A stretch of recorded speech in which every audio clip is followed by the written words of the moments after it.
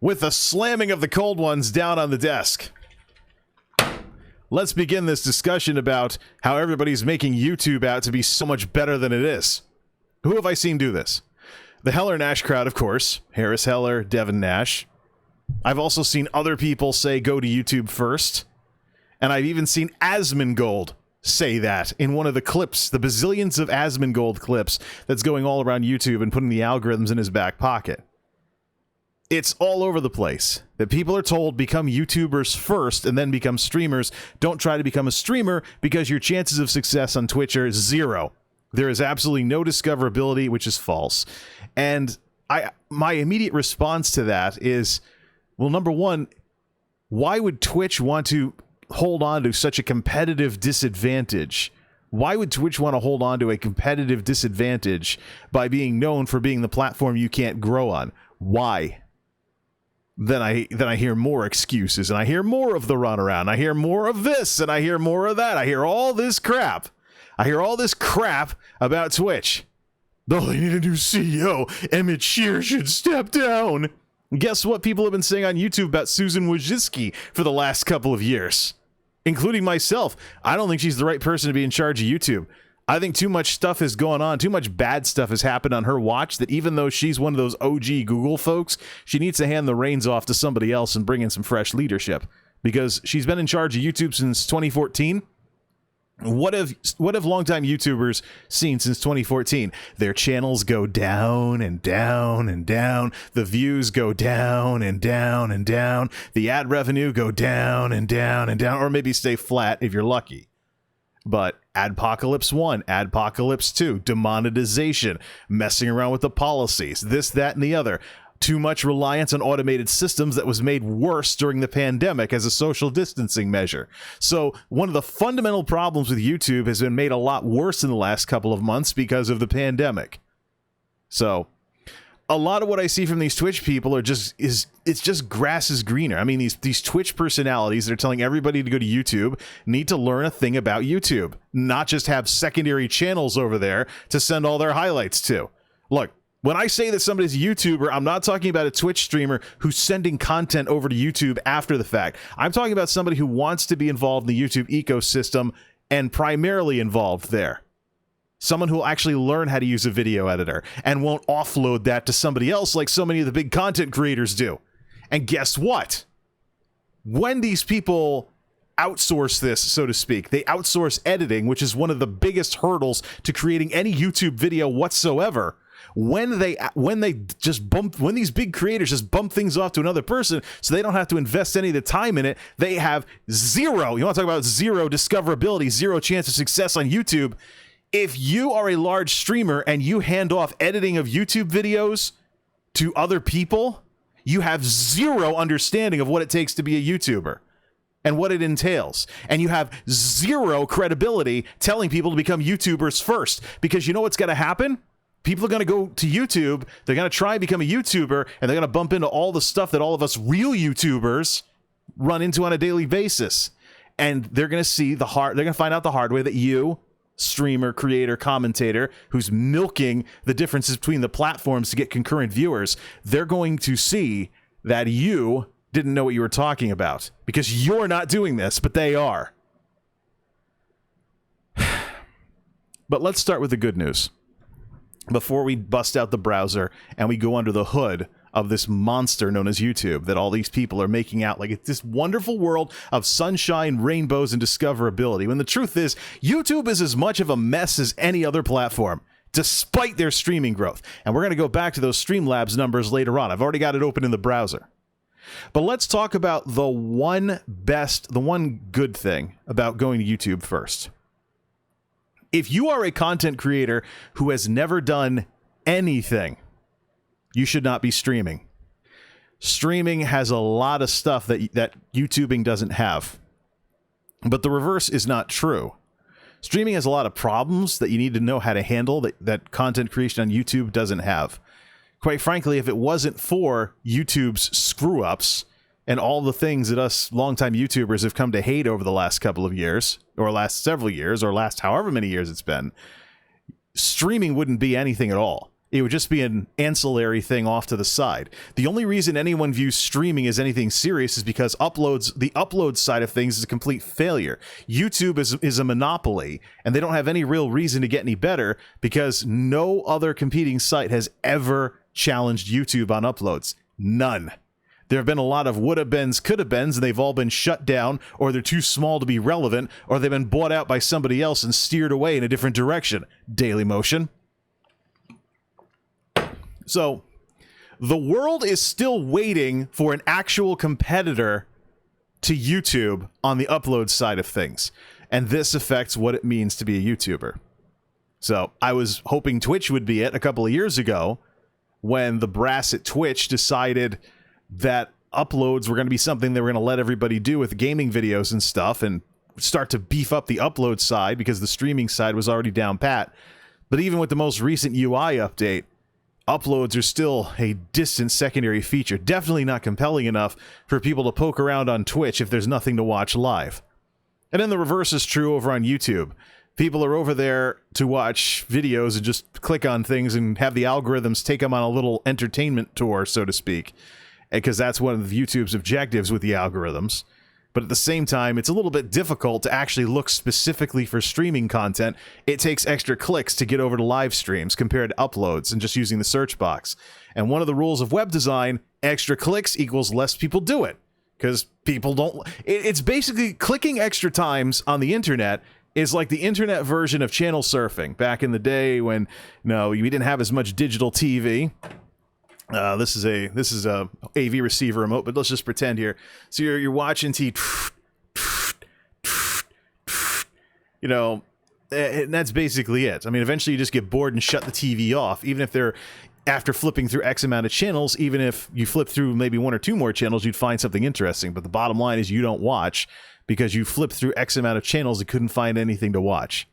That's why YouTube is so obsessed with algorithms. They want the system to get to know you and then send you stuff you want to watch. So it lowers the risk of you running away and doing something else because you can't find anything good to watch. But at the same time, this causes problems. Problems with too much technology. It's like the Mr. Roboto song lyrics come to life in a very nightmarish way. But that hasn't stopped all these commentators from saying that YouTube's wonderful compared to Twitch because of theoretical discoverability, because it's an evergreen platform. Yeah, well, what kind of timetable are you looking at? Because if you look at my most successful videos on YouTube, they all have years to their name. The slowness of the YouTube algorithm is really something to behold, especially when you see videos hitting... You used to see videos hit a couple hundred views within a week of uploading them. And now you see him maybe hit a couple hundred views within 6 months to a year. That's how broken the system is. And when you watch new channels to make sure it's not you that's the problem, and you see them go through the exact same crap, just with smaller numbers, and then you turn around and you see somebody with 800 concurrent viewers on Twitch, which is huge, by the way, turn around and say, oh yeah, don't be a Twitch streamer. Go off to YouTube and make YouTube videos and bring the audience back over to Twitch, because Twitch doesn't work.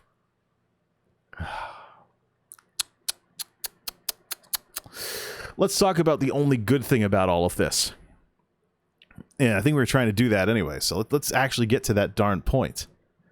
So, YouTubing is great if you've never made content before. It gets you used to things like rudimentary things, like use like a release schedule, meeting people, building connections, deciding what people you want watching your content, what people you want to drive away somehow.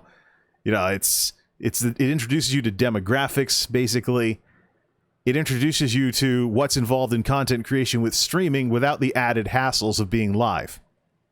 The most important thing and the beauty of uploads is the ability to edit.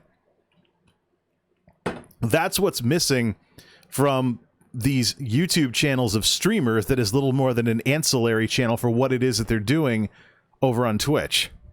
Or Facebook, I guess, now that Mixer's going away. But the thing is, if you've never made content before, YouTube's a great place to start. It'll get you used to all the basics. And then once you get those down ice cold, then you can go over to a live streaming site and deal with the added headaches of being live and all the additional things that can go wrong. Some of them are pretty serious. Take, for example, personal information. You accidentally flash the wrong thing on the screen during a live stream, people know where you live. Now all kinds of bad things can happen to you. It's a big thing. I have a separate logon just for streaming. Not only does it help with that kind of stuff, but it also keeps down the CPU usage of background processes that can interfere with the stream. But the big thing with all of this is, suppose if you leak the wrong piece of information, the only way to fix the problem is to move. So that scary prospect is always hanging over your head, no matter where you are, when it comes to internet safety. But it's even more pronounced on the streaming side. So I don't think anybody should become a streamer unless they're a veteran YouTuber first. And that's the only reason why I think people should go to YouTube. I don't think it has anything to do with discoverability or building an audience or anything of that sort. YouTube can actually have just as many discoverability problems as Twitch. They have algorithms too, and YouTube actually does more with the algorithms than Twitch does. So you can actually have more algorithm problems on YouTube than you would on Twitch. So it's more than possible for YouTube to actually be a worse experience or not better than Twitch when you're just starting out. What matters is getting used to the fundamentals of content creation. Basics like, having standards for what it is that you make and you upload, sticking to a regular schedule, getting rid of the butterflies in your stomach whenever you go in front of a camera, all of those basic things. Those are the real reasons why you'd want to go to YouTube first, not what the big guys are telling you. Now, let's bust out the browser. Let's bust out the browser here, and let's talk about the nasty stuff. So you should not go to YouTube. You should not go to YouTube as a rung in the ladder, because eventually you might run into a situation like this. 3.8K subs, single-digit views. Except for the Dr. Disrespect thing. But that's because the Dr. Disrespect thing is a hot issue right now. So anybody that does anything about it is going to get a bump in traffic. But that's traffic that I guarantee you is not going to stick around. What you're really looking for is to build relationships with people that and good people that aren't going to completely abandon you if you ever decide to change anything. Because fundamentally, what happens is if you become a one-trick pony channel, not only are you locked into that kind of content, but human beings being what they are, they're eventually going to get bored. And so some of them might even get toxic. They might turn around and accuse you of running your format into the ground. You got stale, you got this, you got that. A great example of that is the Angry Video Game Nerd. I hear so much grumbling about James Rolfe's Angry Video Game Nerd character these days, and it's been going on for years. Why? Because the AVGN has been the same thing since 2006, just with better production value. And so, by virtue of just the AVGN doing the same thing for too long, people grumble about the AVGN. So, still doing fine. The show's still doing fine. He's got plenty of subs, he's got plenty of activity. But he has a growing group of people that don't like the character anymore, simply because he's done the same thing for too long. And so what you're looking for, really, this is digging back into YouTube's roots. YouTube used to have a motto, broadcast yourself. In the early days of YouTube, it was about building connections and meeting people and growing a community. Slowly, albeit, because it was a smaller platform back then. But in today's world, good luck. Like I mentioned in my discussion about how your content doesn't suck if you have no viewers, it's very easy for technology to get in the way. Now, here's how I've been doing recently. Remember, this is with a few thousand subs. But the big thing to remember about a subscriber count on YouTube is that a subscriber count is like an all-time score for a channel. My channel's been around long enough to have a lot of inactive subscribers, and so's every channel that has more than a few years on it. You will see the growing gap between subs and viewers everywhere you go. So what matters is, are people watching? And if people aren't watching, are the algorithms introducing you to a new audience so that people can watch? The answer to that clearly is no. 3 views. But let's go for stuff that's at least a day old. That's a stream. We're going to talk about that shortly. This is the lone exception, but that's a hot issue, so of course there's going to be an uptick in traffic. Talking about Mixer streamers, 16 views. know what you're going through. Mixer streamers, 30 views, 16 views, 42 views, 11 views, 24 views, crap views, crap views, crap views, crap views, crap views, crap views, crap views, crap views, crap views, 8 views, crap views, crap views, crap views, and so on and so forth. Well, your content just isn't good enough. Really? Let's look at some of it. So my next steps options for Mixer streamers mentioned this graphic right here. Not that, that's Twitch. Mentioned this graphic right here, which is the statistics from the Q1 2020 Streamlabs report. Now, with my professionalism and with how I sound in the microphone and with YouTube being an evergreen platform and me making content that's not time sensitive nearly all the time, is there really no audience for any of these videos with terrible views? The answer is no. YouTube just isn't passing anything around. And in some cases, in a situation that has become far too common for YouTubers that talk about this kind of stuff nowadays, YouTube won't even show your videos to your own subscribers if the algorithms think they've lost interest. So you could have somebody, their life gets busy, and they don't watch a lot of YouTube, period, but because they're not watching your channel, suddenly you're not getting views from them anymore because YouTube's not sending your content to them. And that's why I talked about these graphics on this. You and your content, technology, and people. Technology comes between your ability to have an audience. That is what not only YouTube is doing, but social media in general. If you've seen somebody from Facebook on a Facebook page talk about how make sure to like this post, otherwise Facebook will stop showing you my stuff. Algorithms are all over the place with social media. And this whole idea of machine learning and AI and how much that these things should be doing is probably a major topic of discussion in the inner circles of these platforms. But what we have here is we have computers essentially getting in the way of creators and their audience. So something goes wrong at YouTube, you're shut off. You get shut off. The algorithms don't send your stuff around. How do I know this? Because the ability to use non-algorithmic stuff on YouTube was deprecated because of the reply girls. The reply girls were a phenomenon on YouTube where people would lift the tags from a video and create video responses that were just dumb recaps of the video from usually a girl in a shirt with one of those V collar shirts and a lot of cleavage showing. They'd point the camera down at them and they just make dumb little response videos, just rambling off what they saw in the video. And oftentimes there was nothing to it, but people clicked the thumbnails. And a lot of the big changes to YouTube in the early 2010s to focus more on watch minutes than views, despite views being everywhere still to this day, billboarded all over the place. Despite all of this,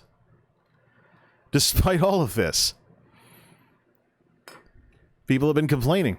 People have been complaining a lot. So views were deprecated in favor of watch minutes, and yet video after video after video has a view counter. And people complain about terrible views. They don't complain about terrible watch minutes, they complain about crap views. And here we go. And now you have to worry about some system not working right and your videos not getting any views. Yeah. That's YouTube. That's this wonderful paradise of discoverability that these commentators are sending people over to because, oh, you can't grow on Twitch. All right, so let's talk about a little something related to this. That would be my late night ESO stream. I did a split stream last night. A little bit on Twitch, a little bit on YouTube. And guess what? How it went with the terms of the concurrent viewers. There was no significant improvement streaming on YouTube. What there was extra clunkiness. Excuse me. What there was extra clunkiness. The UI. Having to do things bouncing between a browser window and OBS. Having to do extra clicks to get the live content. That's it. Lots of extra clunkiness. And then, when I was done with the stream, this video didn't show up automatically because it had to take some time to convert over. This late night ESO stream that I did last night, playing through some of Greymore's main quest. It's gotten 15 views, but those views are recent because up until the time I went to bed at the crack of dawn, being a night shift guy, around the time I went to bed at the crack of dawn, being a night shift guy, this was not even showing up under uploads.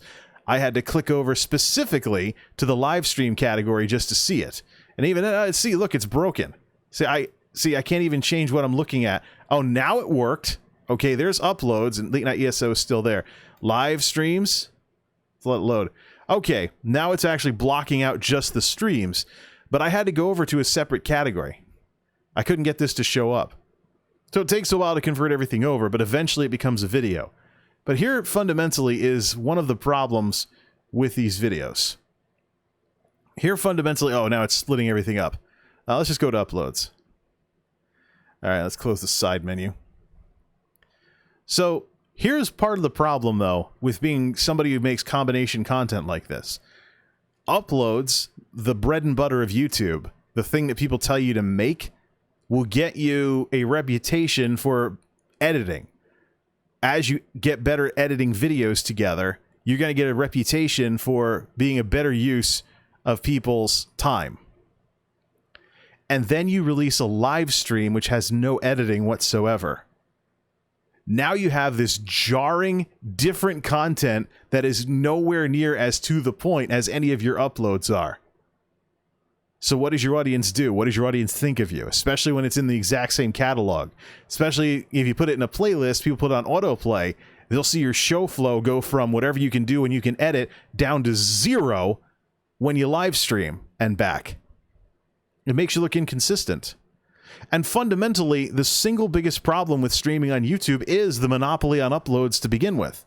If you get banned off of YouTube, you lose access to the single most successful upload platform in the world. So if you have any interest in doing uploads ever, you want to be able to use YouTube. So why would you want to stream there? No? And that's why I'm skeptical of these numbers. So here's Twitch. We'll get to that shortly when we talk about discoverability here. But here are the quarterly numbers yet again.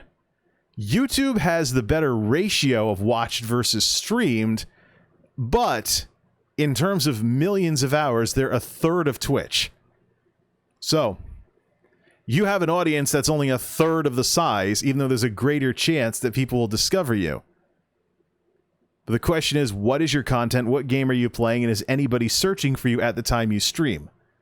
So, YouTube's limitations with looking for live stream content are in play here. People have to know, number one, who you are. Number two, when to search for you and when to tune in. Especially if you're showing content and stuff. Now, one thing that YouTube does have that Twitch doesn't is the ability to create a stream in advance that people can click over to before it starts and then start the event. That's something I don't see from Twitch. The closest that Twitch has is a schedule where you can say, oh, I stream every day at 7 o'clock, but then you actually have to be there. There isn't something that, okay, let's say it's a half hour till the start of your stream. On YouTube, you can make something that somebody could click to and just have in a tab off to the side, and when it starts making noise, they know to tune in because you're starting your stream. Twitch doesn't have that. But the big thing that matters here is YouTube as a streaming platform is roughly a third of the size of Twitch. Twitch is the monster. The issue here is all the people that are going to get in your way because the hours streamed is so much higher. Nearly 10 times as much. So there are 10 times as many streamers on Twitch as there is on YouTube for an audience that's only 3 times bigger, roughly. And this is the failure of Twitch's marketing to make Twitch have a more mainstream appeal that is responsible for this. This should be a lot higher. So anybody that runs the numbers can see that Twitch is behind the 8 ball. Not as bad as Mixer, but Mixer shut down. So now they're the worst of the 3. When more people start noticing these numbers, that's going to affect this. And maybe that'll be a natural thing that brings this number up when people leave the platform and try something else or whatever, or they stop streaming altogether because they get this ratio and they start noticing, yeah, there's too many streamers versus people watching. But even still, there needs to be discoverability. And just because YouTube has a theoretical better discoverability as an evergreen platform doesn't mean people are going to watch anything that you do. The algorithms have to hook you up with people first, unless you're bypassing the algorithms by doing things like publicity moves and other stuff like that. So, now on the Twitch side of things, the platform that gets pummeled over and over again by commentators, because, so here's Twitch. I loaded this before I went live. First order of business here, look at this DJ being featured on the front page. Music and performing arts. Here we go again with the stuff that caused the wave of DMCAs earlier. Folks, it's going to happen again. Here's Twitch doing it again. It's going to happen again. This happened during the quarantine, and now it's music and performing arts is being propped up again. People are getting shown on the front page doing DJs. Don't know if the music is copyrighted or not, but here we go. Oh, look at us. We're Twitch. Come check us out for music. 30,000 viewers under categories we think you'd like. It's not one of the bigger categories, though. But here's the Twitch front page. This is Twitch's answer to YouTube's front page, which will try to hook you up with content. And I think Twitch is making some progress with their UI updates and stuff like that, as well as the interaction with streams. Twitch, by far, with clips and highlights and other stuff, and the cloud editor is huge. If you want to do Twitch streams that double as YouTube videos because you're on both platforms, Twitch gives you the best tools, hands down. Over on YouTube, with this stream here, I can't do anything with it.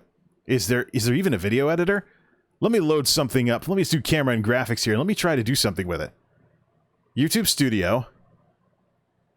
Is there an editor anywhere on here? Videos. Let me go to, let's go to the live so I can skip straight to it. Click, let's see here. What do I have? I have details, analytics, comments, monetization, and I can only edit the title and description. Get the shareable link. Promote. How does this work? Not like I want to promote that live stream anyways. It was basically a test of YouTube and stuff like that. Let me just go to details, more options. Nope, there is really nothing you can do once something's uploaded. There used to be a rudimentary video editor in YouTube Studio, but I don't know where it went. So, yeah, that is something that I'm not a fan of. See here. Let's head on over to, let's get the browser back on screen and take another look at Twitch here. So, this is an attempt at algorithms. This is a response to the complaints about Twitch. This is a response to the complaints about Twitch that these commentators keep saying, that there's no discoverability. Well, whenever a commentator tells you about discoverability on any of these sites, they're talking algorithms, because unless you're actually going to go all over the internet and you're going to try and plug your stuff everywhere, good luck with that in the age of Reddit, when a sizable chunk of the people out there are basically brainwashed into this no self-promotion stuff you see across numerous channels everywhere. You're relying on computer programs to give you any exposure whatsoever. So what is Twitch playing with? I think we've seen some of this. Categories we think you'll like based on stuff you've watched before. So, and some of these I've watched by accident, actually. Like, if I fall asleep with someone streaming and they host somebody in a different category, and so I've got some games here that Last of Us Part 2, I've never had any interest in that. Somehow it popped up in here. Call of Duty Warzone is because Trainwrecks, I fell asleep during a Trainwreck stream and he went from his recap into gaming, stuff along those lines. While Trainwreck's TV is offline, of course, I watch the Scuffed podcast that he does Thursday nights into Friday mornings, so it's one of the big reasons why the algorithms think I'm looking for people similar to Trainwrecks. My question is, how similar are these people to Trainwrecks, though? How many of these people are combination commentators and game players and stuff like that? All aboard the hype train. If people have a lot of activity going on, that's something I expect Twitch to promote. Now, here's the interesting one. Recommended smaller communities. This is something that YouTube is missing. This is a promotion of smaller communities. What is a smaller community? 18 viewers. So these numbers are down from what they were before, but this is when the algorithm maybe starts passing around your stream to introduce you to new people. We'll see how successful it is, if it ever is. But okay, so here's somebody with 8 viewers playing through Shadowbringers. Here's Blue Sage 8 playing through first playthrough of Shadowbringers. Is that even Shadowbringers? It looks like a VR game. So that might actually be TOS right there for them. So whatever. Credits Jam Game Visual Effects Performing Arts or something. Performance and Music Last Day, 9 viewers. So once you get a couple of viewers, this algorithm maybe will start picking you up. But it's up to people to actually be bored, scroll around, and click on you, which is, oh, look, here we go. Let me guess, this guy's getting recommended to me because he kind of looks like Tim the Tap Man with the colors and he's bald and stuff. I'm actually curious how many of these folks over here are, I know Tiangi is one of the Voltron streamers, I call them, those folks over in Korea. They team up from time to time, and you get to know the rest of them every so often. She's the auntie streamer, by the way. I don't know why she has that nickname for her streams, but recommended ESO channels. Kirimoto, seen him stop by in chat before. World of Warcraft, there's Panda TV, some other folks. But what matters here is that I click on some of these folks and go watch them. And here's Clips way down at the bottom. Clips is the closest thing that Twitch has to YouTube. So Clips has to become more of a thing. Really, the Clips feature should be beefed up, and there should be some kind of like stream stack or whatever you want to call it, where you basically have clips playing through here of channels that they think you'll be interested in. You can click to go over there. There's a lot of things that Twitch could probably do with Clips. But what we have here is, yeah, it's like YouTube dark mode where it's trying to recommend content. But what matters again is the people side of it. That's the final frontier. In terms of Twitch discoverability, is the whole people side of all of this. And so, no matter what Twitch puts in their website, in their platform, in their mobile apps, in anything, people have to be willing to change their behavior on Twitch before any of it matters. Any of it. That's a point that I've heard the commentators bring up recently when discussing this whole YouTube thing, is that if there's nobody live, if none of the folks you follow are live, or you can't find anything to watch, do you click around and try and find more people? That's the important part. That is absolutely huge. That's the human behavior side of it. That's the people side of it. And the people side of it, as we've mentioned time and again on here, is what will make or break you so many times on these platforms. Mute. Let's mute YouTube here while I go back to YouTube and check my own front page here. Getting a lot of history videos, and I watched one heel versus babyface video for a few seconds, and now this guy's getting recommended to me again. No, he has too much emotion. Too much emotion, not enough level-headedness. That's why I stopped watching them.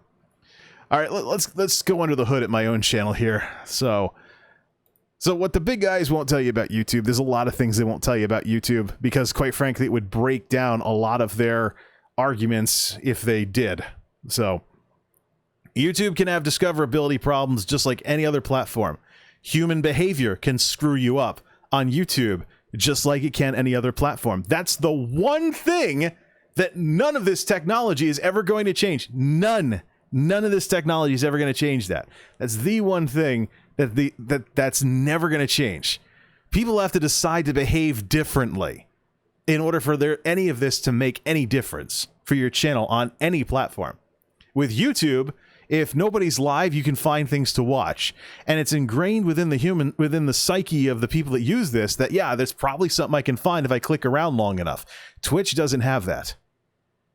So, major difference here. Now, let's look at these pitiful view numbers. So notice how things recently are pitiful. That's because of my involvement with Twitch.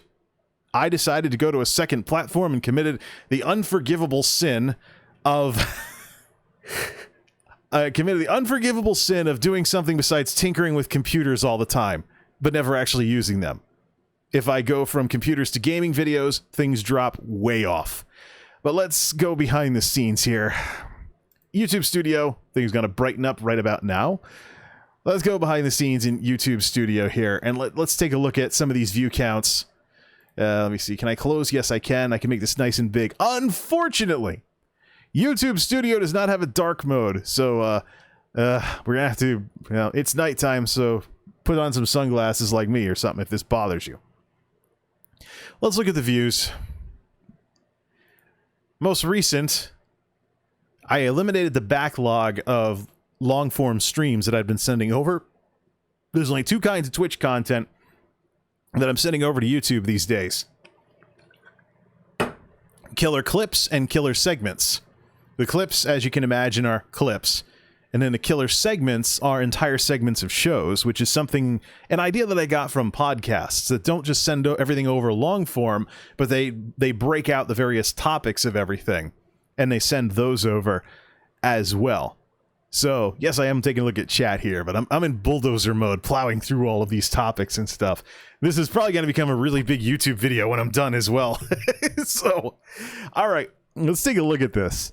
So the only real exception from the blah views, and remember, this channel used to easily get hundreds of views per video within a week after uploading, around 2015 or so.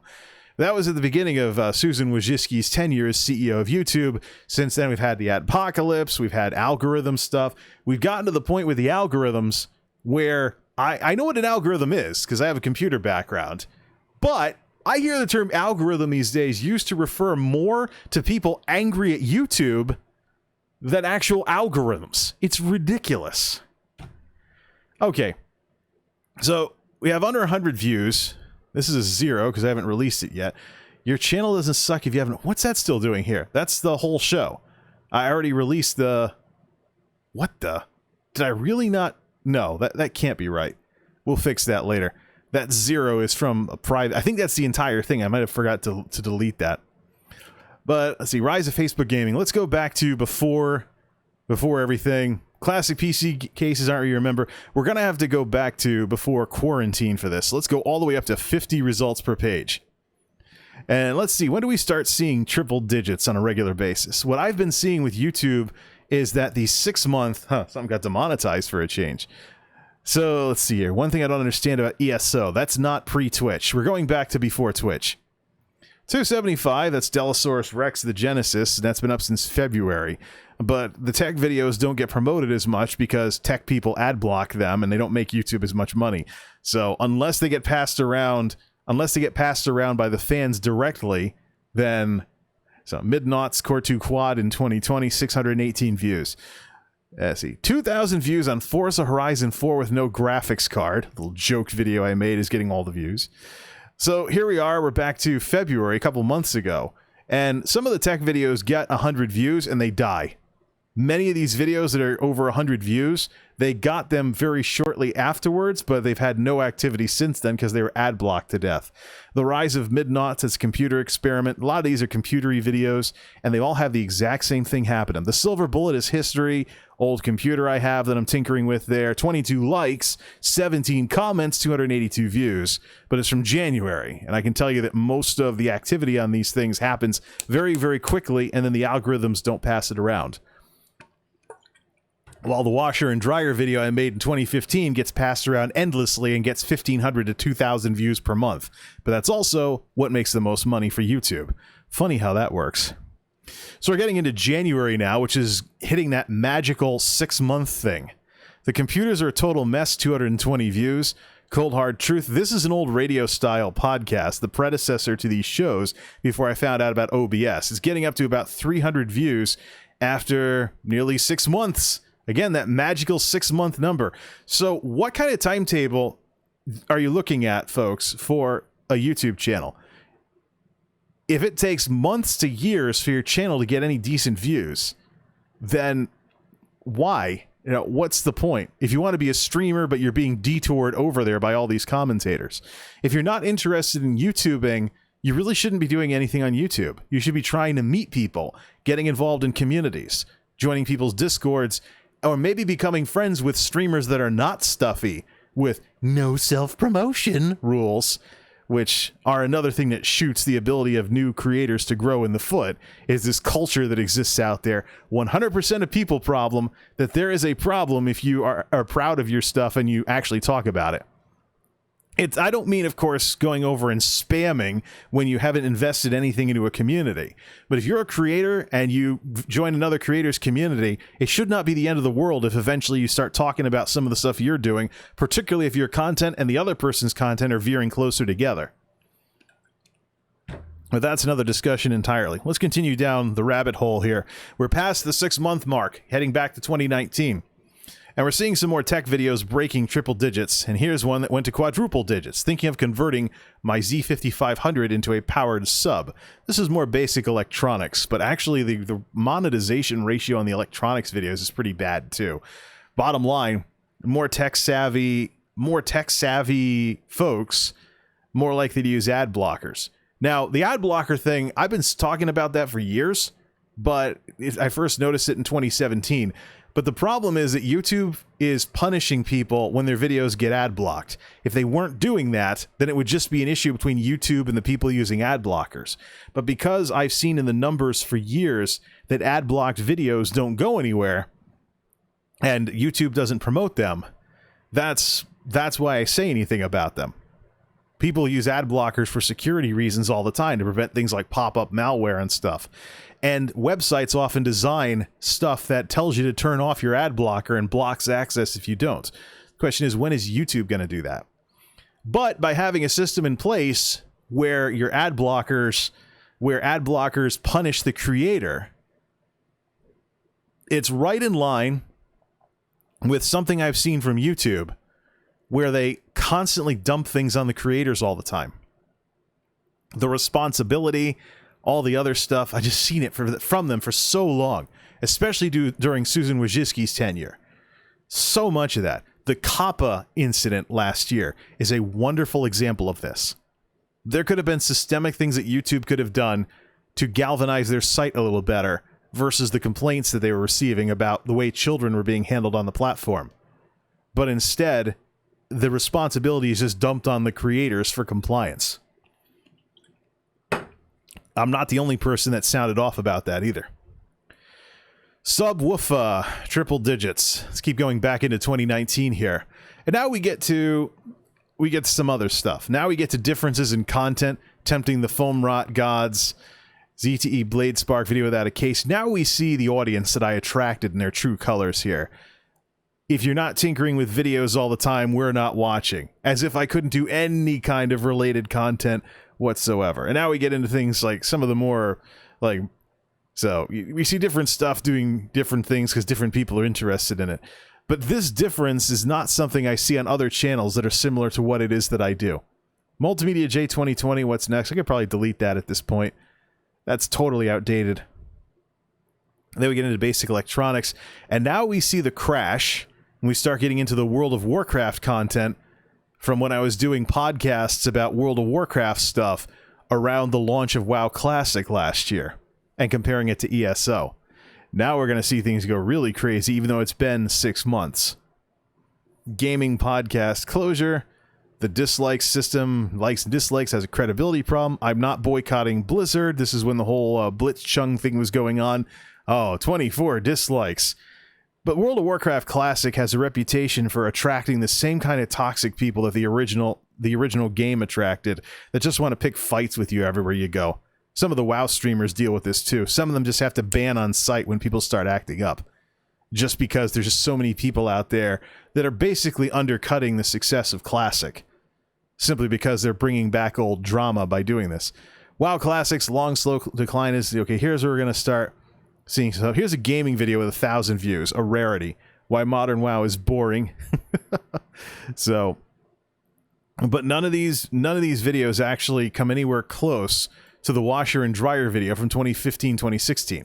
So again, there's two components to these platforms. There's the technology side of it, which we know the algorithms can have problems. But there's also the people side of it.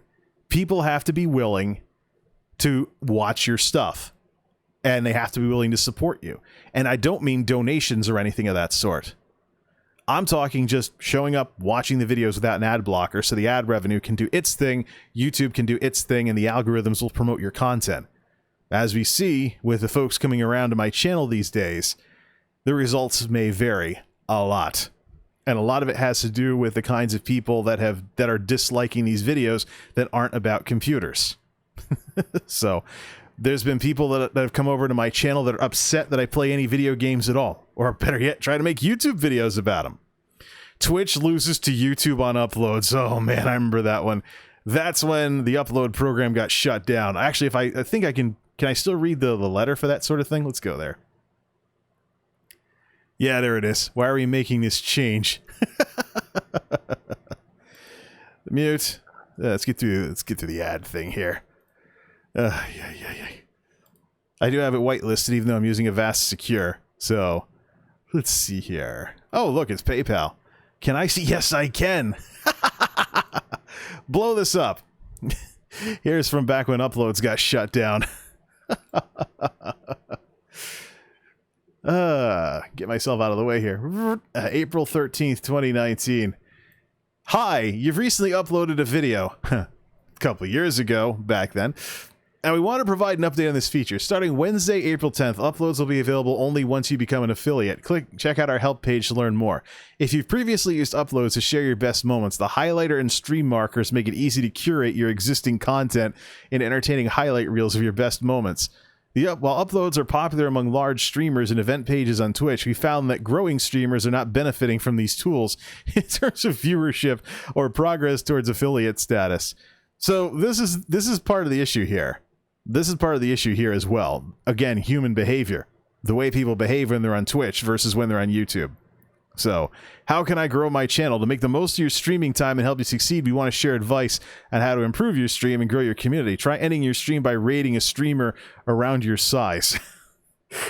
And that's part of the whole thing I've seen with Twitch, is that a lot of times they'll talk about what to do when you're further along in the progression path, but there's nothing on getting started.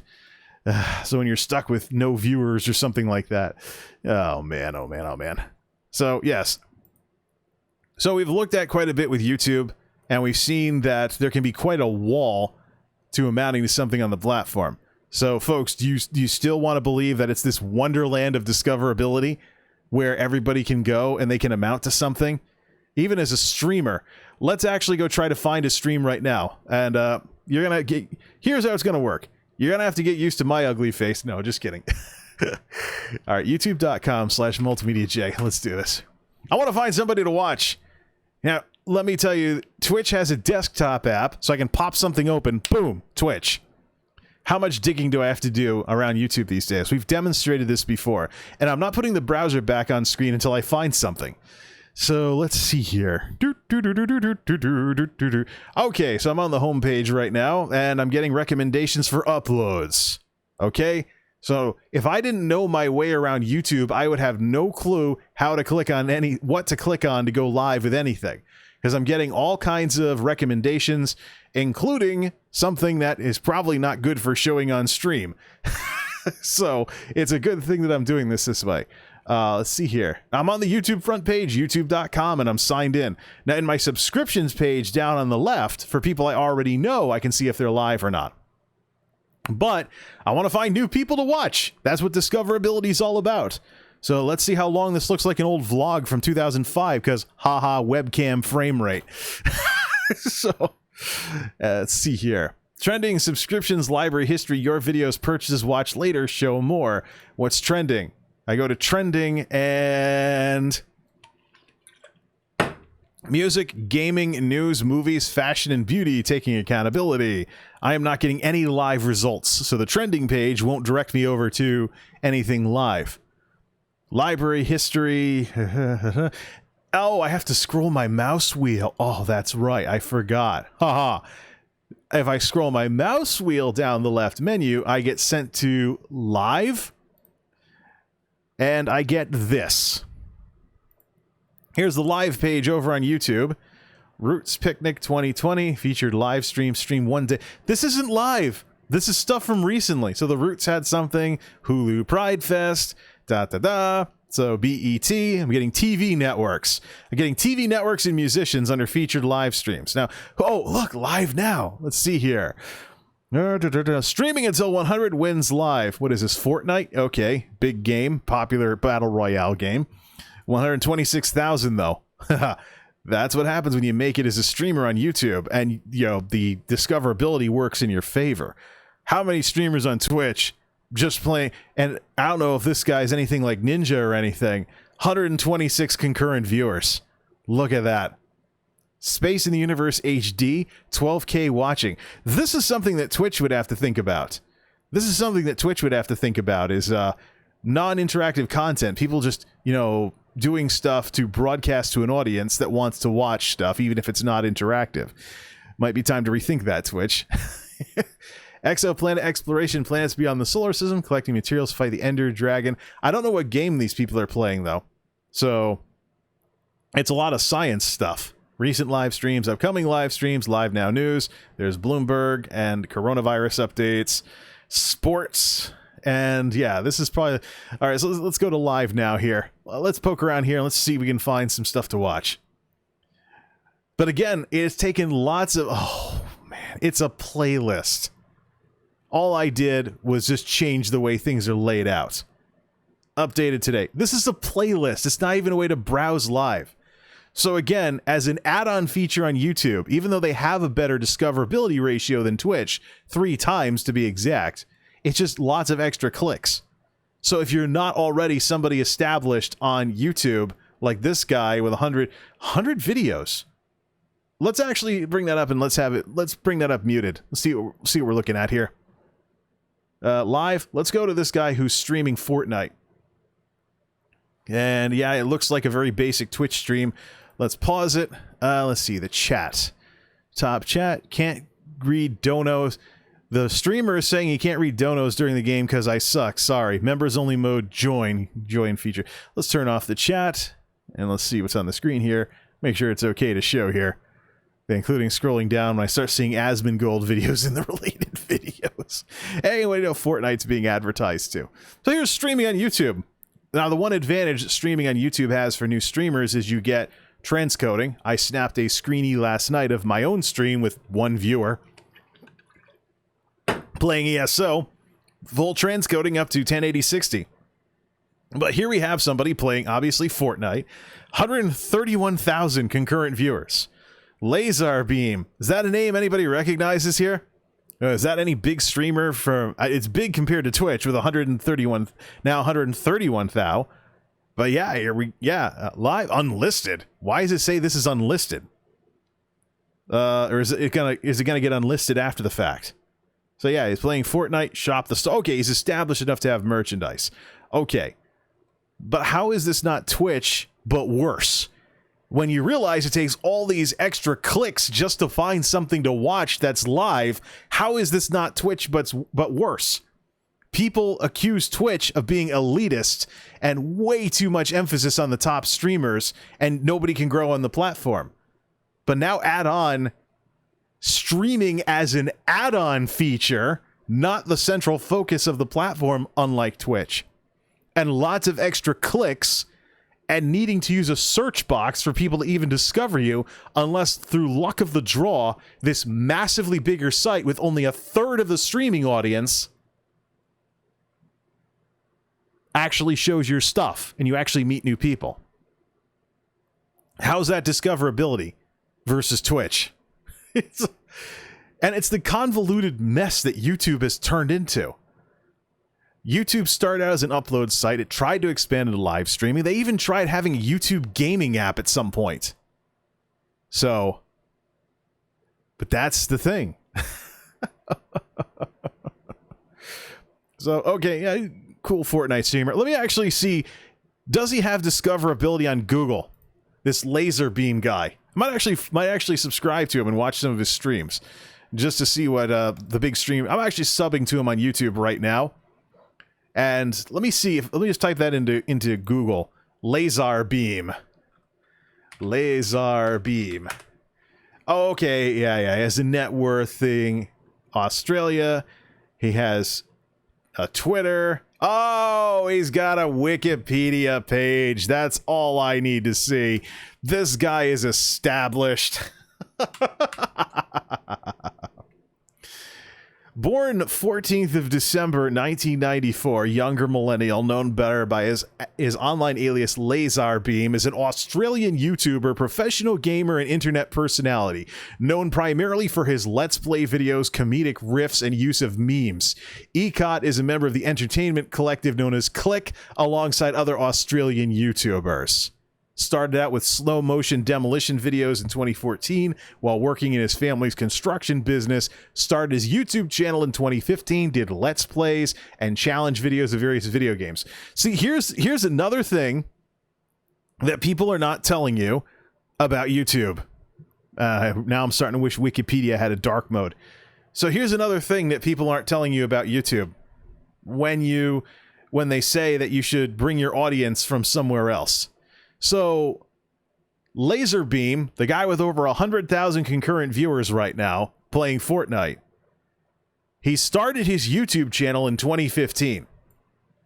So YouTube has gone through eras of discoverability. What it's doing right now is blah compared to what it was like in years gone by. And you'll see this again and again and again. People talk about, they'll talk about, for example, the whole thing with discoverability, and they'll say, oh, yeah, you should go to YouTube. You should just go to YouTube, make YouTube videos. How long would you like to make content before you have any chance of being any kind of streamer whatsoever? So you see that with a lot of these folks. They did come over from YouTube. A lot of these big streamers got their audience somewhere else and did bring it back. But the question is, and this is the old tech support question, can you replicate the issue? I can tell you that even on my channel, you've seen some of the terrible numbers that I'm rolling with nowadays. That was not the case in 2015. 2015, easily hundreds of views per video. 2014, easily hundreds of views per video. Very quickly after uploading. Very different world back then, before the adpocalypses and all this other stuff, and the algorithms and all these other changes. And especially YouTube making more and more changes on a more and more regular basis. Another huge, huge difference. These days, I have features on YouTube constantly going down because YouTube is constantly working on stuff behind the scenes. So if they're breaking stuff, like one day I can't read comments, the next day I can't do this, the next day I can't do that, how do I know that there isn't a problem with the algorithms on some other days? And there have been times when YouTube support has admitted that there are problems with the algorithms. So, no, it's not all sunshine and rainbows. It's not all wine and roses over on YouTube. YouTube has its problems, just like any other platform. Now, let's look at Laserbeam's back catalog. He's streaming Fortnite right now, but he's big enough to have a, all right, let's close out his stream here. Let's look at his back catalog and sort by date added oldest. See some of his early content. See if we can see some signs that what is this? What is this? Was he playing Madden and putting pictures of the NFL players as his thumbnail? What is this? Oh, man. But yeah, Madden challenge. Can I kill a sim in every way possible? He's playing The Sims. So part 1, part 2. But he's got all these views on all these videos because they've been around for a couple of years. Some really nice numbers. Animal Madness, Grand Theft Auto 5 PC mods. Let me actually put one of these older videos on screen and take a look at it. Oh, here's where he celebrated 1,000 subs 5 years ago. So yeah, but let's look at his really early content. Let's look at his first video ever. Or at least I'm going to look at it. I'm just going to mute the sound though. Okay, and you see it was a different world back then. Let me put this on screen for a second here. Yeah, he's flashing pictures of NFL players while playing Madden. So, oh man. Let's put this in theater mode so I see less of Asmongold. But yeah, here, it's a different world than it was back then. Here is just straight up gameplay. There's no response cam or anything. And if we look through the rest of the video here, it's just straight up him playing Madden. There's a little bit of production value here, but for the most part, it's straight up gameplay. So, yeah, different world back then. Nowadays, with all the SOPs and everything, and all the calls to action and stuff, I think people are getting tired of those, and they're wishing for a return to simpler YouTube content. It's one of the reasons why I send over Twitch crossover type stuff there, as a simpler form of content, but I actually want to make stuff on YouTube that is simpler. And it's simpler from the beginning, like simpler discussions about technology and stuff. Yeah, it's just minimal. His editing skills are very minimal. It's just straight up Madden. So how this guy got his audience, I don't know. Maybe the algorithms picked everything up. Little did he know he's going to be famous. The word "so" started his career. He sounds so different. He's so different compared to now. If you're watching this in 2020, like this comment. I'm looking at the comments in his videos, but I'm not going to billboard any of that stuff, in case somebody really hates him or something. Only the OGs know this isn't his first video. Oh, the algorithms. Yeah, so 1 month ago, his oldest video got recommended on some folks' channels. So that's the wild card here, is whenever the algorithms pick up your content, that's when you start getting... Let's turn off autoplay. Whenever the algorithms pick up your content, that's when the whole discoverability thing kicks in. But when does that happen? Let's go back to the YouTube studio on my channel, and let's look at videos from about 6 years ago or so. What's this date tab on here? Oh, monetized playbacks by dates for the chart. I want to look at videos. Let's see here. Let's just go. Let's take the back path into... Oh, no. Studio.youtube.com. See what that does. So let's go to videos here. Now let's go back a little. Can I filter? Made for kids, monetization. No, I cannot filter. I have to go way the heck back. All right. Well, let's see here. 50 views. Let's go back about 5 years or so. Next page. How many times am I going to have to click next page to get over there? 1 to 50. Let's see. I can't just bounce over there. The limitations of YouTube Studio. You can look at the oldest stuff. You can look at the newest stuff. But you are in big trouble if you're looking at stuff in the middle. 2020. This might... 2020. 2019. Let's see here. Here's what we're going to do. We're going to go to an intermission while I'm clicking through all of this. And when we come back, we'll be taking a look. No, we can't do that. If we want this to all be part of the same segment, that is, you cannot do that. Well, let's see here. 2019. What's loaded in my Winamp on the stream logon? Is it even going to show up on here? All right, it's some YouTube. Here's some YouTube audio library stuff. If it'll play. The audio ducking should work. 10,000. Well, that didn't take too long. And so, remember what I said about YouTube and money? Well, some of the most successful videos I have something to do with appliances. Here is the uglier side of George Foreman grills. 10,000 views after a little over a year. That's what happens when the algorithms pass your content around. Third most successful video on the channel, and it's the fastest rising video I've ever had. Start getting passed around by the algorithms. So again, you're made or broken by technology. Let's resume the music and let's continue browsing here. Let's go back to 2015. 2018, 2017. I'm starting to see more triple-digit numbers. I'm seeing... That didn't take too long. We're almost to 2016 already. There it is. My 10-year anniversary.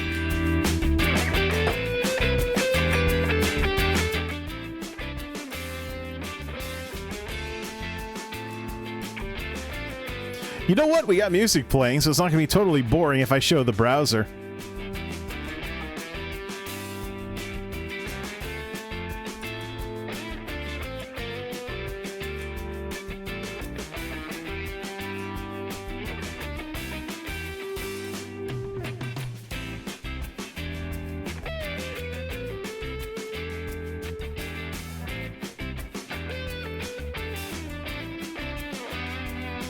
Whoops! Gotta start over. Notice the view counts, though, right here. 2020 is 2 digits.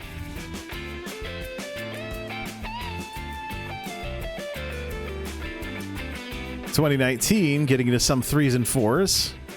2 digits, 2 digits. When did the 3 digits start to pick up? 2016, I think?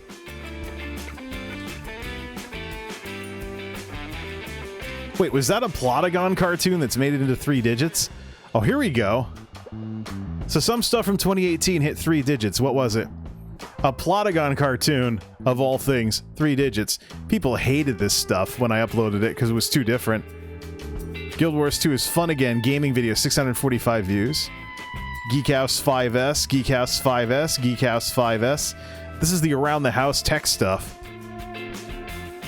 Gossiping makes you look old. The IBM doorstop incident. So yeah, main series stuff here. Sloppy Speaker Showdown, 1,000 views. So yeah, now we're starting to see more 3-digit stuff, except for a couple of cartoons. Yeah, Plotagon in particular is a little different.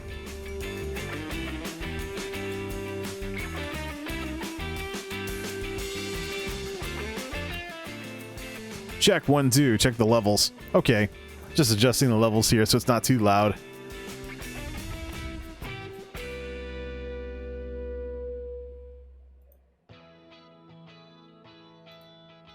Let's add Winamp. That's what this is. I'm playing YouTube audio library stuff through Winamp here.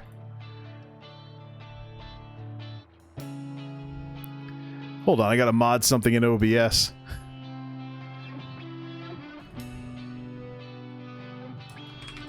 Let's add Winamp. And let's do this. Ooh, that's exactly what I'm looking for. It's already showing up in the corner. Alright. Let's bump myself over here instead while we're looking at all of this. And let's make this roughly about as big so you can see the name of the song that's playing. Okay, let's do this. Yeah, that's Winamp. Okay, YouTube audio library, ladies and gentlemen. Alright. 3,000 views on the Android x86 experiment. 1,000 views here. But now we're getting back to 2018. So we're talking years before these videos started hitting triple digits. So, and how many people that have subbed that are just watching these videos because it's tech stuff? They don't really care about what it is that I'm doing, so they would not follow me over to Twitch. So we are absolutely going to completely deconstruct this idea that YouTube is a stepping stone to Twitch and not a stepping stone to just being a YouTuber.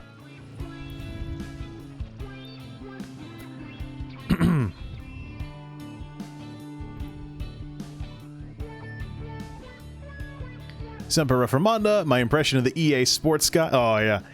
EA Sports. It's in the game. And I've been talking for a little over an hour, so not bad. Magic Chef Portable Washer versus a Lunchbox. Oh, man. But, yeah, now we're seeing some better views when we get back to 2017. Let's get back to around 2015 when that laser beam guy started his channel. Trust Fear in GameStop's Circle of Death. Some of these are off-topic videos that I gotta delete later on. Tech-related stuff. Doing okay, I suppose. 20,000 views on the Sloppy Speaker Showdown with 121 dislikes. Yeah, some trolls have passed that one around. Ingressive Closure begins. Is this thing on shuffle? This is Quincast Morera, so... Oh, I don't have loop mode turned on. Yeah, that could come in handy. Let's see. Shuffle it up. Oh, vibe tracks. These guys are cool. These guys do some electronic-y type stuff. Alright. Yeah, I've been using the YouTube audio library long enough to have some of the tracks memorized. Here we are. 2016, heading back. We're around 2016 or so, and we see triple digits on things. Finally. After almost 4 years. Some videos still don't hit the triple digit mark. Let's go back to 2015. But here's when it was a different era on YouTube, and discoverability was a lot better than it is now. You would see a lot more regular sub growth by keeping your content consistent than what you see today. Yep, seen a lot of 3s, some 4s. Another big contributor to this is that my content is very, very binge watchable. So, yeah. I took a hint when I noticed how popular Netflix was becoming. And people consume Netflix very differently than they've consumed a lot of other stuff. Guild Wars 2 has some 2-digit stuff here.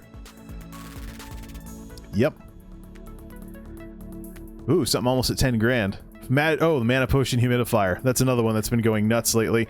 And it's going on a disliking spree. So toxic people are passing it around and probably disliking it without even watching it. But just long enough to be registered as a view. Let's see here. That's another problem with YouTube, by the way, is that toxicity is way more of a thing on YouTube than it is elsewhere. Because of the evergreen nature of the platform, toxic comments have more staying power than, say, someone messing with you in chat. So, 117,000 views for Geek House Laundry with the Magic Chef Portable Washer. We're passing the most successful videos on the channel here, the washer and dryer video. I believe the dryer video was, whoops, on the previous page. So I just get sent, oh good, if I had to come back from 2020 again. Why can't I just go back to the previous page by hitting the back button? Instead I gotta go down to the bottom and click back. Whatever. 165,000 views on first impressions of the Magic Chef Portable Dryer. 820 likes, 173 comments. So, you just hope the algorithm picks your video up. That's it. There's really no intelligent reason for this many people to have watched this video from back then. None. None whatsoever. But it gets 1,500 to 2,000 views a month, and it's this old. January 5th, 2016.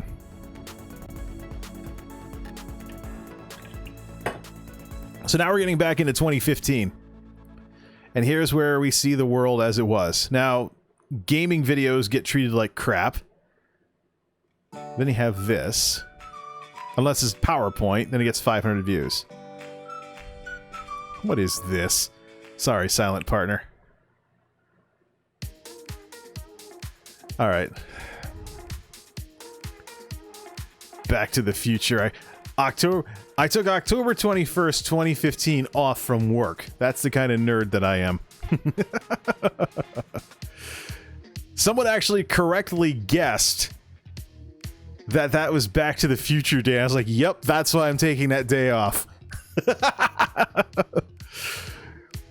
So, 10,000 views. Oh, Microsoft won't let you install Win 10 if you change any hardware. This is a dated video.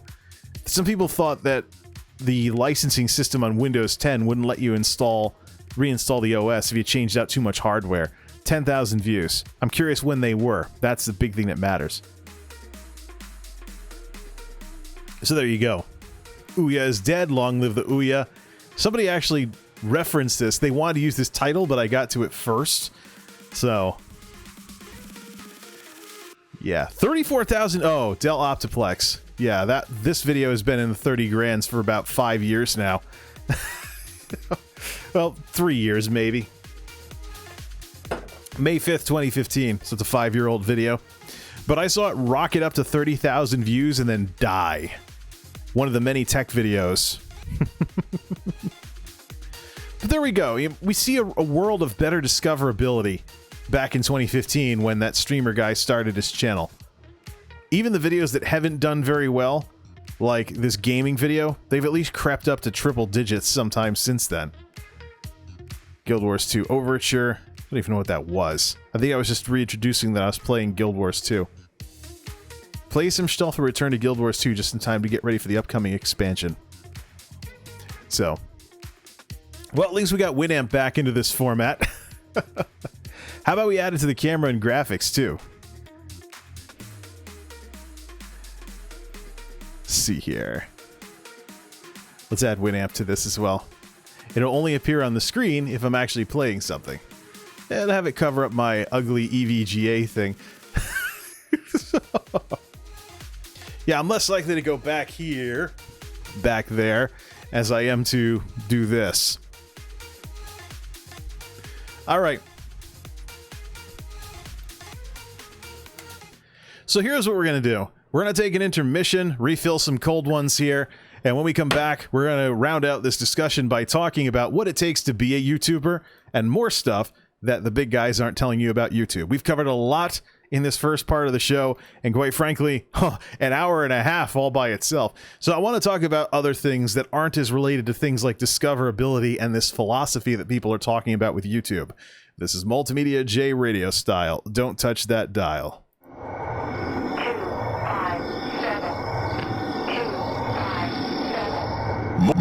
MultimediaJay radio style.